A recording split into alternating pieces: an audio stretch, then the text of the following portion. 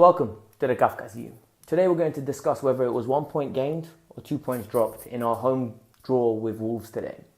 I feel it was 1 point gained. I'm going to explain why it was 1 point gained. Please continue watching because I think there's a lot of people that are overreacting at this moment in time. They're thinking that we're terrible. I don't think we are. They think that Sarri's tactics changed, but nothing changed because of it. There was no consequences of him changing from a 4-3-3 to a 4-2-3-1. They think, I've seen people comment that Cho's not that good, which I think is highly stupid in my opinion, because how can you just judge him based off one performance? You have to look at a catalogue of work. You don't judge one artist of one song. You look at his work completely. And at this moment in time, Cho has been pretty good with what he's been offering. And a lot more. Just keep watching. But before we start, we need to talk about Wolves. Wolves are a fantastic team. I love what they're doing. I think they've cracked a code. You get a super agent, get an affiliation with him, someone that has access to players. All of a sudden, you have an influx of players that are very good, not good enough at this moment in time for the top clubs, but they've got something to prove. They're going to be coming to your club with a mission. They're trying to earn the next move. But you know what? If they achieve Champions League in the near future, which is not out of the question in my opinion, because they will attract good players. But we're going to talk about this current club and their manager, how smart he was in approaching us. And hats off. If I had a hat on right now, I would take it off to Nuno Santo. The man has organised this team and built one heck of a team. They've gone to all the top six and they've got something out of them on more than one occasion. They're a fantastic side. The way they were organised today, they sat deep, they were compact, and they didn't allow us to play in between the lines. No matter how hard we tried, we had to go wide. And then that's where our issues arose, because we don't go wide. We're not very good at that. We can't do it to the level that Manchester City can. We don't have the attacking prowess to actually create individual chances. So we depend on moments of brilliance. And that's what Eden Hazard's goal was. A fantastic moment of brilliance. Quick thinking from the corner before they had the chance to reorganize themselves, and what bang, 1-1. But not only did they come to defend, people are going to say, yeah, but they had like one shot on target. Listen to this, right? The way they play is simple against the big teams. They defend very well, very compact, Atletico Madrid-esque, fantastic defensive structure. But up top, they have two players. Jota's a very good, intricate player. He's very good on the ball. He can pass a brilliant pass through. He can dribble. He'll glide past you. He won't get away with you because he's not naturally quick. But the way he is on the ball, because he's so comfortable on it and both-footed, there's not an issue for him. Raul Jimenez, beast. Absolute beast. I love Raul Jimenez. I would take him at Chelsea. I thought he was a good player prior to coming to the Premier League. Now that I've seen him in the Premier League on a weekly basis in highlights, I'm even more impressed. The Wolves fan must love him, because when his loan finishes, they should be signing him on a permanent. And you know what? We played into their hands today. With players like that up top, they are always going to cause us issues. You know what? When a team is so good on the counter-attack, those Wolves, the one thing you need to count on is your centre-backs to be switched on. Luis gets ripped, and then all of a sudden we're in panic mode. Rudiger, instead of being well composed and trying to deal with the scenario, get his body in the right position to make sure that the cutback is locked off. Because from that angle, it's tight. You should back your goalkeeper. He overly commits himself. The ball comes back in, and Aspie trying to defend. That's what Aspie was doing. He was trying to defend. I don't want to see anyone criticize Aspie. Yes, it's frustrating that it deflected off him and it went in. But in my opinion, it's the centre-back's fault. Luis shouldn't have been taken out of the game.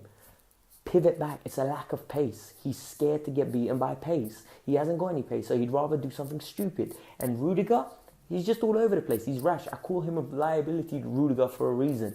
He doesn't think when he does stuff. His body positioning was all wrong, and he allowed the cutback to be on. And guess what? It was on, and boom. Look, people are overreacting about Emerson today.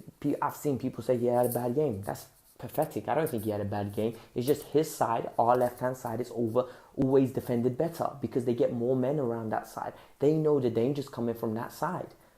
If you look at when Hazard receives the ball, there's like 3 or 4 defenders around it. Emerson's stuck in that corner as well. If Hazard's struggling to dribble past these players, how is Emerson going to do it? So how many times did we get the ball and we shifted it across to Azpilicueta's side?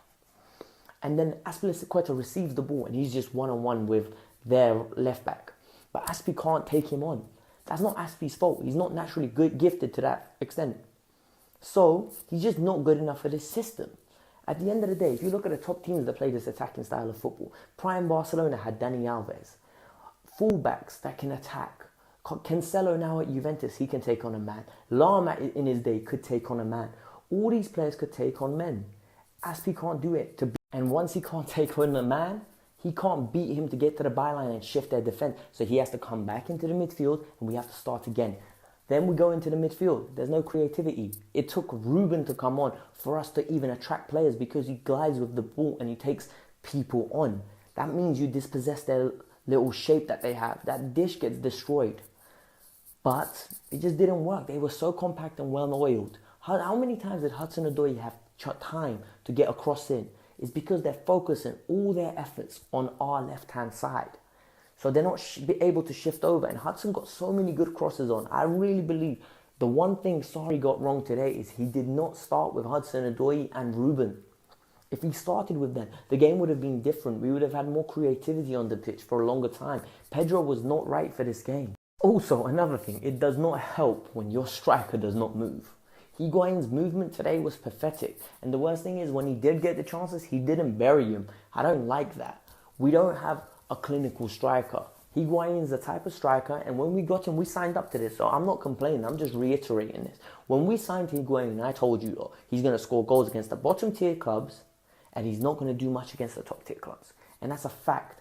And Wolves, are, whether you like it or not, they're top 10 in the Premier League. They're a good side. And I think this is so arrogant on our behalf to think that they're terrible. So we knew what we were signing up with Higuain. We can't complain too much, but at the same time, I do want to see more from him.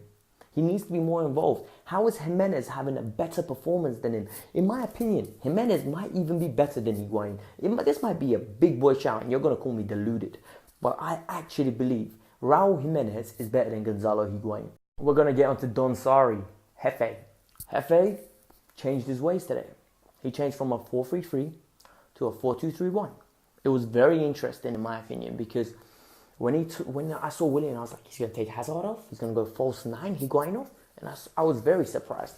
The fans, once again, what are you doing? What was the big cheer about when Jorginho was coming off? It's ridiculous. It's like they want Jorginho to fail to fill their agenda. It's just pathetic. But he changed. But the thing is, the style of play didn't change. And I think it was evident we missed Jorginho because we lost grip of the control in the midfield. There was no tempo to our play when we went to 4-2-3-1. It's funny, isn't it? You guys wanted Kante in that deep lying playmaker role because apparently Kante can do it. And he's a defensive midfielder. But once you got Jorginho off the pitch, we kind of lost the midfield. It's pathetic. Jorginho is integral. Get it in your heads. One thing really surprised me as well today. He went for Ruben very early, 53 minutes. And then straight after, he went for Cho instead of Willian. I don't understand why he did that. Like, I'm happy he did that, but I can't work out why he did that. Does he think when we're chasing games, they're the better players to be on? Because then I'm thinking he's scared to attack teams from the outset. But that's not his way. He likes attacking expansive football. So why doesn't he trust them from the outset? Because when they did come on, we became a better team. We posed the threat down the right-hand side because Cho could dribble with the ball. Ruben was creating a lot more than Kovacic was today. Man, it was just one of those days. Like, you can't win every game. And you know what? Another day we would have lost that game. So that point is integral and could be integral. What does this mean, though, for us? Well, it's simple what it means for us. We need to beat Everton next week, and then we need to win our game in hand. If we win every game from now on, we make third. Simple as that. We need to earn the right to be in the Champions League next year. It's not going to be given to us, but one thing's for certain, all these teams are going to drop points like us because none of these teams are perfect. We're all work in progresses. Tottenham are dead. Simple as. Arsenal are a good team as well. Let's not criticize them. They've got firepower up top and they've got an easy run. Manchester United, well, this is the first game they lost in like 13. And we've got good players as well. Let's not underrate our players. Let's have some faith because I think we should beat Everton and then we should go on a mini run. Liverpool and Man United games are going to be integral. If we want to finish third, that's the games we've got to win. It's simple as that. Or we have to win Europa League or no Champions League football at the bridge. But all in all, that's my views for now. You got your Kafka's view today. I wasn't going to rant. I wasn't going to rave. I wasn't going to shout at you down the phone because there's no point. I am fully aware of these things, limitations, all of theirs, and especially ours. I am aware of our limitations. But if you enjoyed this video, give me a like. If you really liked this video so much, give me a subscribe as well, because I'm going to be doing more videos like this. And more importantly, comment below. Tell me, did you agree with what I think? Do you think it's 1 point gained or 2 points dropped? Do you think that Sarri's tactical changes, yes, he changed formation, but the style didn't change, and that's partly because we lost our regista, the guy that sets the tempo? And does this finally end that dumbass debate that Jorginho needs to be dropped? Because the minute he went off, we lost so much rhythm in that game. That was the Gafkas view, guys. See you next time.